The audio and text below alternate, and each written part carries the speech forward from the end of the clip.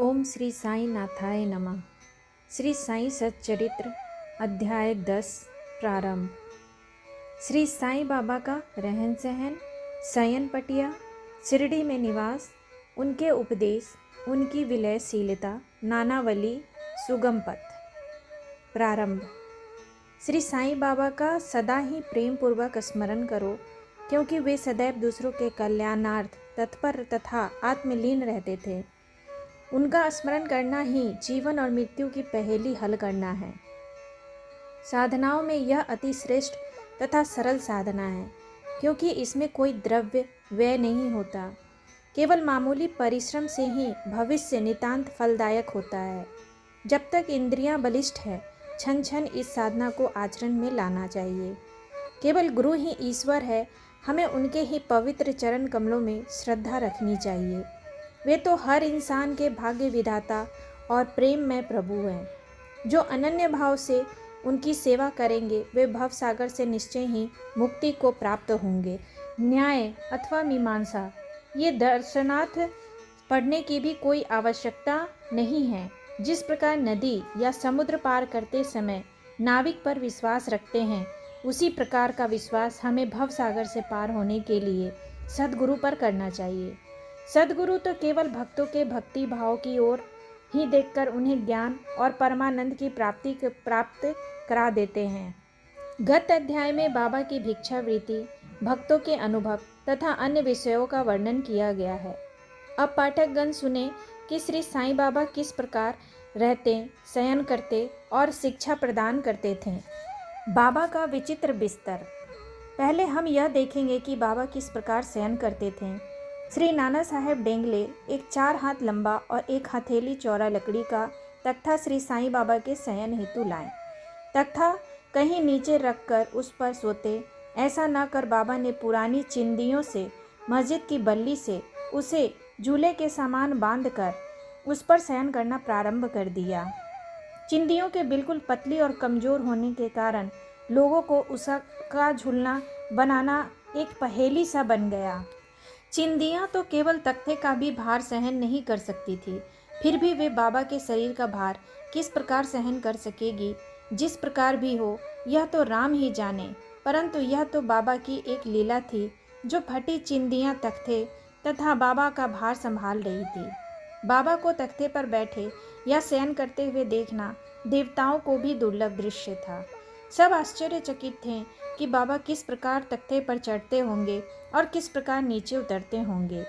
कौतूहलवश लोग इस रहस्योद्घाटन के हेतु दृष्टि लगाए रहते थे, परंतु यह समझने में कोई भी सफल न हो सका और इस रहस्य को जानने के लिए भीड़ उत्तरोत्तर बढ़ने लगी। इस कारण बाबा ने एक दिन तख्ता तोड़कर बाहर फेंक दिया। यद्यपि बाबा को अष्ट सिद्धियां प्राप्त थी, परंतु उन्होंने कभी भी उनका प्रयोग नहीं किया और न कभी उनकी इच्छा ही हुई। वे तो स्वतः ही स्वाभाविक रूप से पूर्णता प्राप्त होने के कारण उनके पास आ गई थी। ब्रह्मा का सगुण अवतार।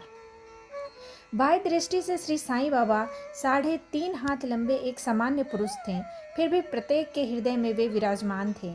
अंदर से वे आसक्ति रहित और स्थिर थे, परंतु बाहर से जन कल्याण के लिए सदैव चिंतित रहते थे। अंदर वे संपूर्ण रूप से निस्वार्थी थे। भक्तों के निमित्त उनके हाथ में परम शांति विराजमान थी, परंतु बाहर से संसार में उलझे हुए दिखलाई पड़ते थे।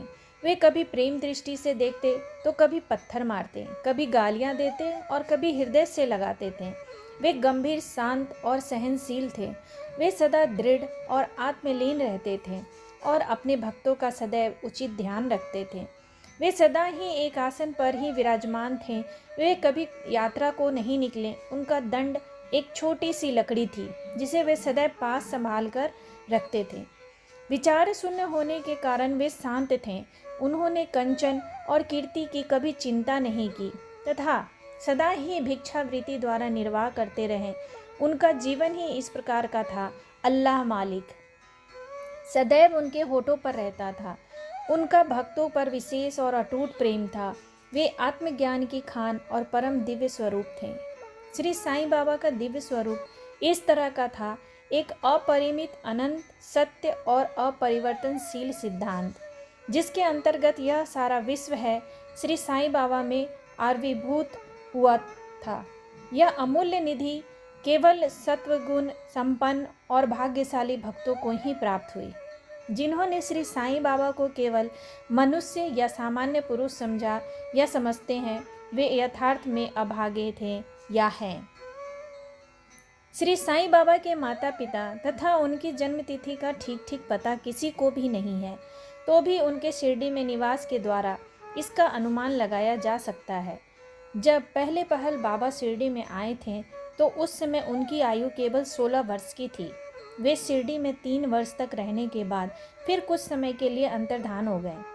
कुछ काल के उपरांत वे औरंगाबाद के समीप में प्रकट हुए और चांद पाटिल की बारात के साथ पुनः शिरडी पधारे। उस समय उनकी आयु 20 वर्ष की थी। उन्होंने लगातार 60 वर्षों तक शिरडी में निवास किया और सन 1918 में महासमाधि ग्रहण की। इन तथ्यों के आधार पर हम कह सकते हैं कि उनकी जन्म तिथि सन 1838 के लगभग थी। बाबा का ध्येय और उपदेश। 17वीं शताब्दी में संत रामदास प्रकट हुए और उन्होंने यवनों से गायों और ब्राह्मणों की रक्षा करने का कार्य सफलतापूर्वक किया। परंतु 2 शताब्दियों के व्यतीत हो जाने के बाद हिंदू और मुसलमानों में वैमनस्य बढ़ गया और इसे दूर करने के लिए श्री साईं बाबा प्रकट हुए।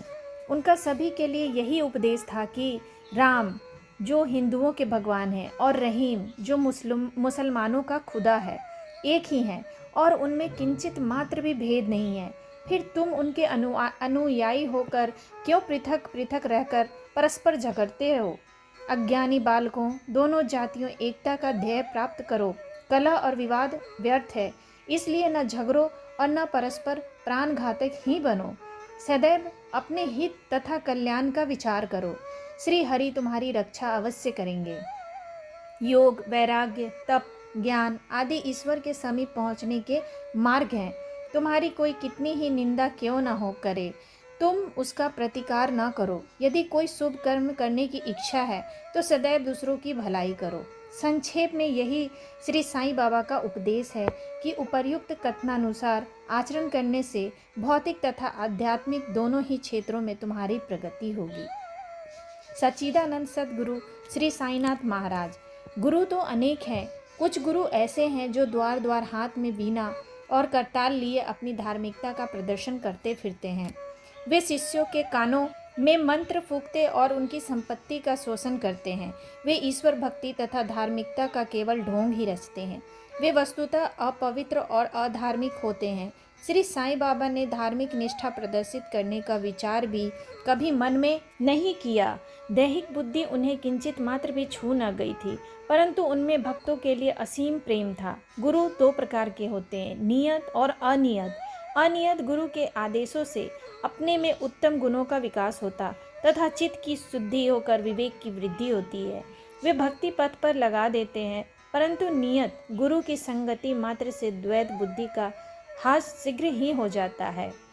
गुरु और भी अनेक प्रकार के होते हैं जो भिन्न भिन्न प्रकार की सांसारिक शिक्षाएं प्रदान करते हैं। यथार्थ में जो हमें आत्मस्थित बनाकर इस भव सागर से पार उतार दे, वही सद्गुरु है। श्री साईं बाबा उसी कोटि के सद्गुरु थे। उनकी महानता अवर्णनीय है। जो भक्त बाबा के दर्शनार्थ आते, उनके प्रश्न करने के पूर्व ही बाबा उनके समस्त जीवन की त्रिकालिक घटनाओं का पूरा विवरण कह देते थे। वे कभी संशयग्रस्त नहीं हुए। देहधारी होकर भी उन्हें देह की किंचित मात्र आसक्ति न थी। देह तो उनके लिए केवल एक आवरण मात्र था। यथार्थ में तो वे नित्य मुक्त थे। वे शिरडीवासी धन्य हैं जिन्होंने श्री साईं बाबा की ईश्वर रूप में उपासना की। सोते जागते, खाते पीते, बारे या खेत तथा घर में अन्य कार्य करते हुए भी वे लोग सदैव उनका स्मरण तथा गुणगान करते थे।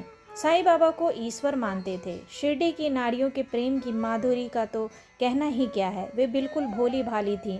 उनका पवित्र प्रेम उन्हें ग्रामीण भाषा में भजन रचने की सदैव प्रेरणा देता था। यद्यपि वे शिक्षित न थीं, तो भी उनके सरल भजनों में वास्तविक काव्य की झलक थी। यह कोई विद्वता न थी, वरन उनका सच्चा प्रेम ही इस प्रकार की कविता का प्रेरक था। कविता तो सच्चे प्रेम का प्रकट स्वरूप ही है।